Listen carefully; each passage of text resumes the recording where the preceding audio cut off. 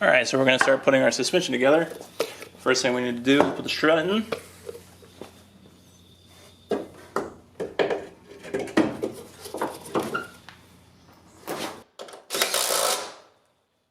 And then now we got to slip our axle into our knuckle and wheel bearing. And then we got to put the knuckle into the strut.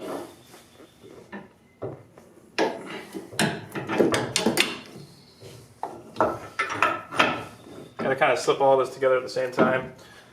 If you pull the axle out too far, then you run the risk of pulling apart the inner CV joint, which could be kind of annoying to put back together. So just get the axle in part way.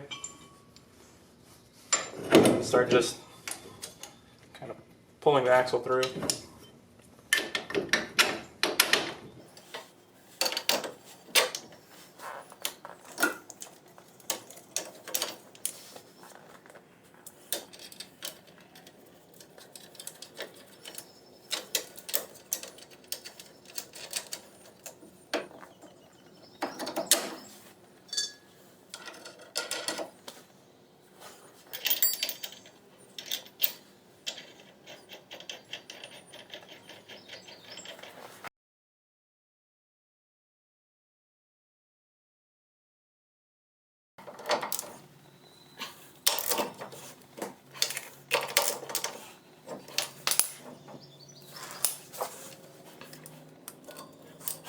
Tighten up our axle.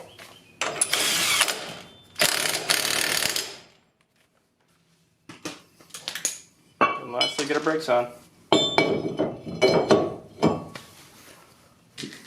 It's typically a lot easier if your rotor doesn't have like a bolt that holds it to the wheel bearing. If you just take one of the lug nuts and just loosely install it. Holds the rotor into place better. It's not moving around, so you can get the caliper back on it.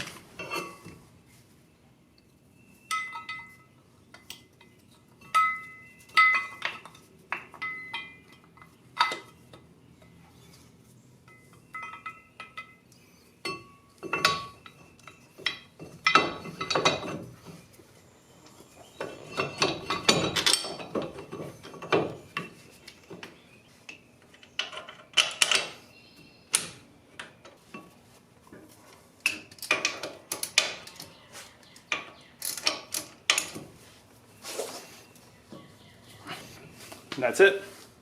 Alright, now we're on to the passenger side. First thing we got to do here on this one is put the axle in.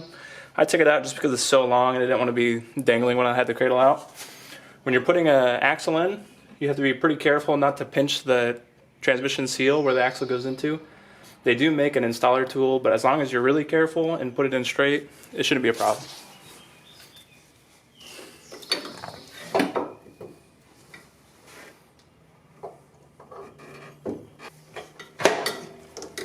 When you get that nice thump, you know you got it in all the way.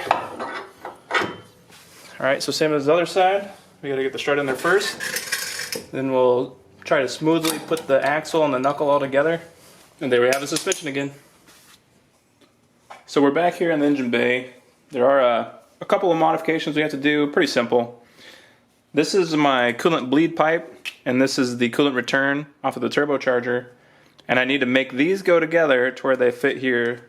So in my kit I got a brass T to where I can replace this banjo fitting, put it in its place, cut this piece off, slip it on here so I can go on there, and this is going to slip onto this side of the T. So it should be pretty simple. So what I'm going to have to do is get some pliers,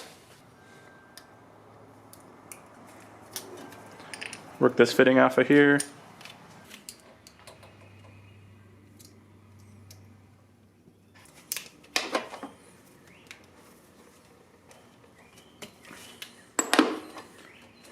I'm going to slide this one in here.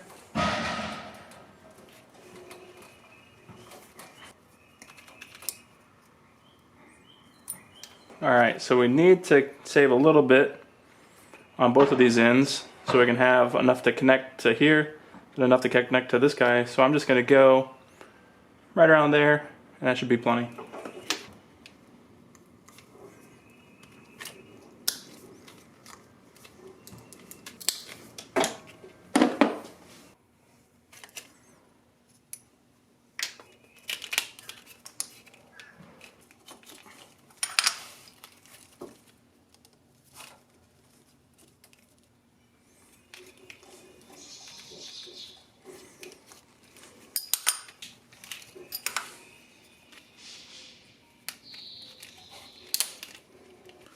So next up is the charged air ducting and putting the intercooler on.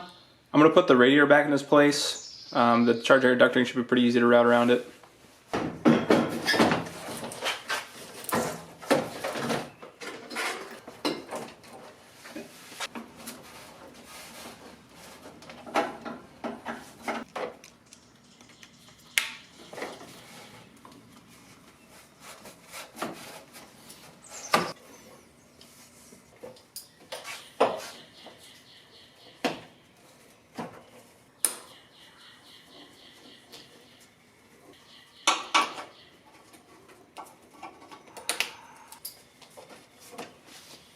Next is intercooler ducting. This is the turbocharger outlet tube. I already got one of the silicone pipes on there. So pretty much this just lays right on top, straight onto the turbocharger. A little bit difficult to get on. The next piece to go on is I need to connect these two together, and I got a bracket for that. Alright, this bracket is going to connect to the turbocharger outlet duct, go underneath this one valve cover bolt. Just gonna slip it down a little bit, not too tight.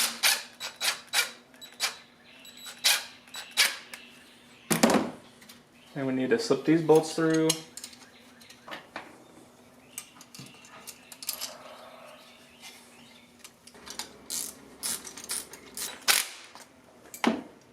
Then I need to tighten up this first lug bracket.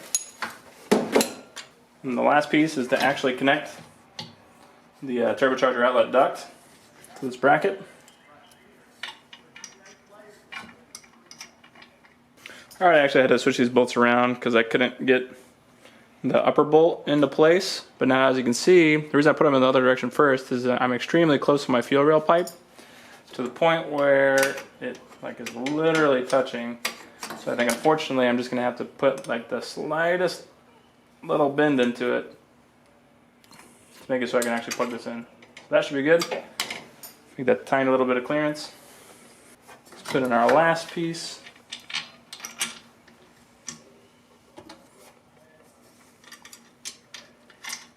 This is pretty close to the charged air duct, so I might just have to slowly get this on here. Alright, now we're nice and solid. Next up is the duct that's going to go on top of the throttle body. Pretty much going to be the same installation as the other one, except for this one's not going to have anything that really supports it. It's just going to be the silicone on each end that's going to hold it in. So this one goes in between the radiator and the alternator. Then we just slip this on here.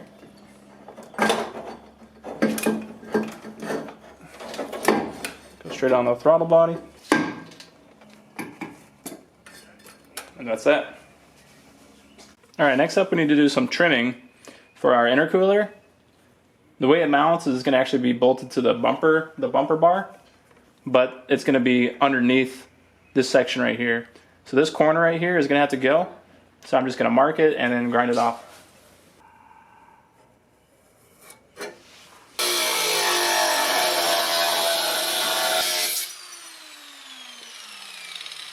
Now the same for this side.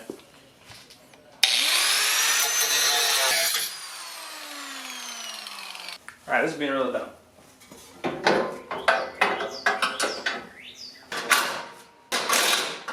So now we can finally fit our intercooler mounting hardware, which is these cool custom built pieces by ZZP. It just comes with a mounting bar. So we'll just slide this behind here. Everything we're going to loosely install until we get everything actually in place.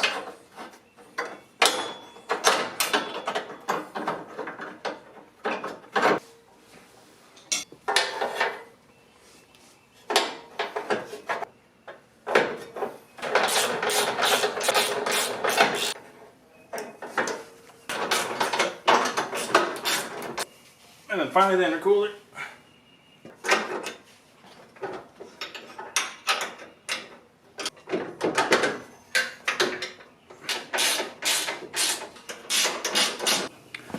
And finally all we got to do now is just connect my throttle body duct to my intercooler.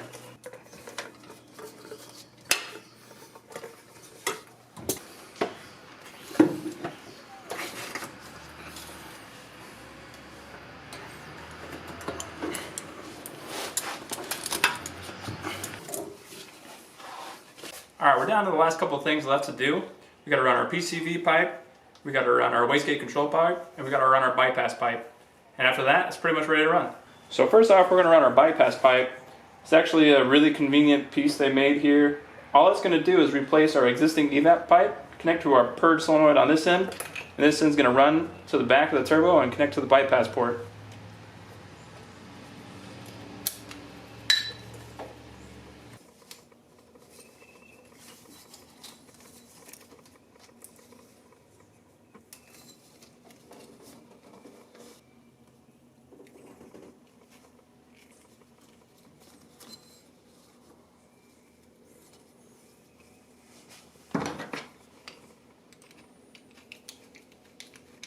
And the last pipe we got to connect is this small pipe that's going to connect directly to our wastegate from this port right here on the intake duct that's connected straight to the throttle body.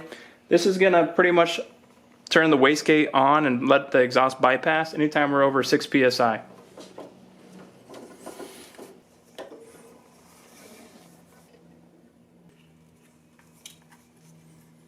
Alright, so we're pretty much there. All I got really left to do is mount up my bumper, my headlights, put the radiator upper brackets into place, and go for a test drive.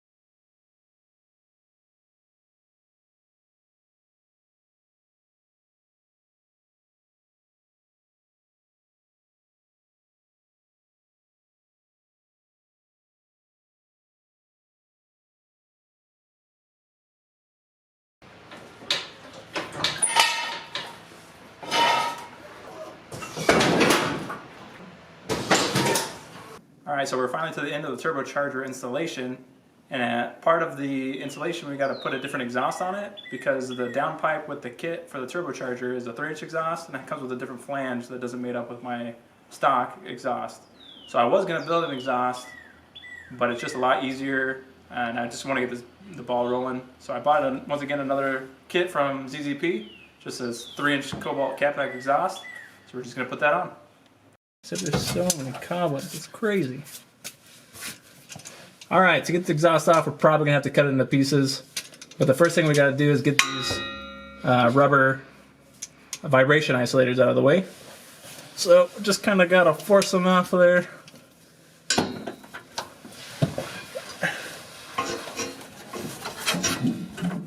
Alright, so normally how you get this out would be to remove the rear kind of axle.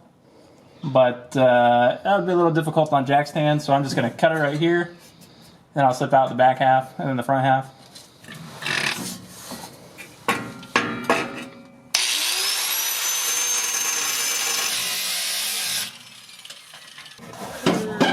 So close.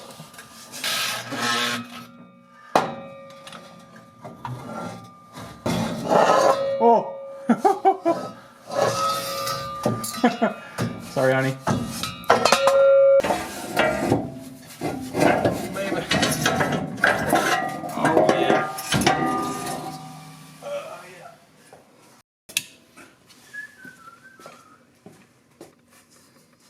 I think this one will go here.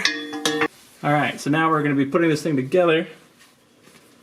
Doesn't come with instructions, so it's pretty straightforward. We'll be reusing our exhaust hangers. So we're going to be trying to just kind of loosely slip everything into place.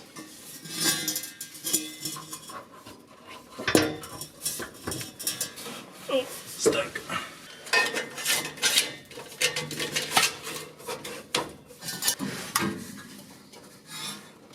More hangers, getting this little hidden one up in there. Slide this together, see if it fits right. Looks like it.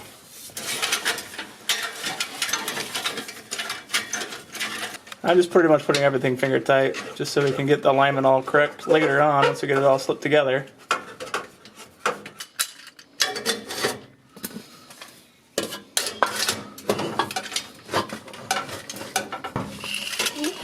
gotta twist this to get this flange to line up. It's kind of a little finesse game. A little on this way, a little on that way. Slide the clamp over. Tighten it up a little bit. I smiled, did you see that? You can get that out if you want.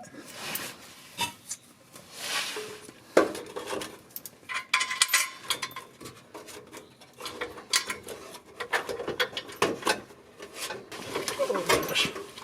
My shoulders are a little big for this. Oh, dang it.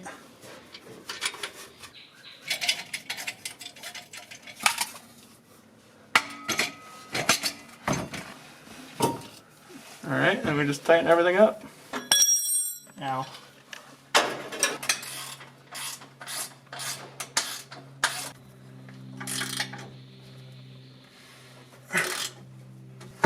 Now we try to work on getting this thing to sit in here nicely without really rubbing on anything.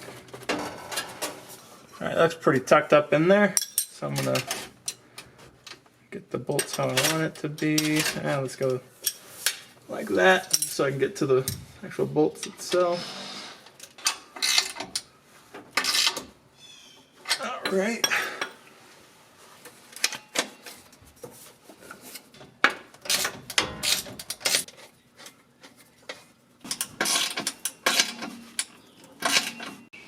Alright, so we're just about there. Just a couple more steps to do. We got to crank it up, see if we got oil pressure, which hopefully we do. Before I'm going to check that, I've already uploaded a short little tune, pretty much just to compensate for the injectors and the map sensor I put in there, and to take away a little bit of timing. So what I'm going to do before I'm starting it, to check oil pressure, is I'm going to take this just piece of wire, and I'm going to jump the starter relay, and just watch my gauge that I have installed inside the dash, and hopefully we get something. So all I'm going to do is take my fuse block cover off, locate my starter relay. I think it's this one. Crank. So I have a kill switch in my car and it's currently off. Let me double check. So I'm just going to put this in the relay positions that would enable the starter to crank.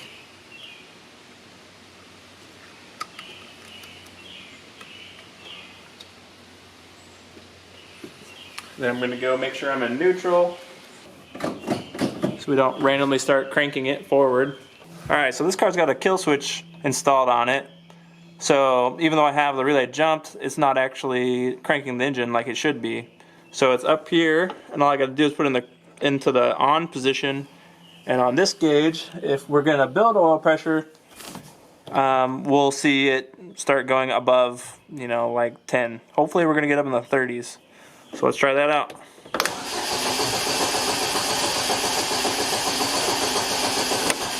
Yeah, it's really good. Well above what I was expecting. So I think next thing we need to do is just see if this thing fires up. So I'm going to undo what I just did with the relay and give it a shot.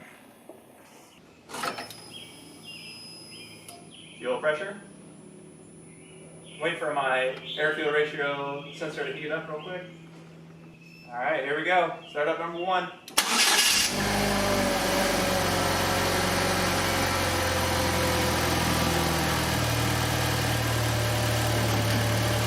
that's pretty good.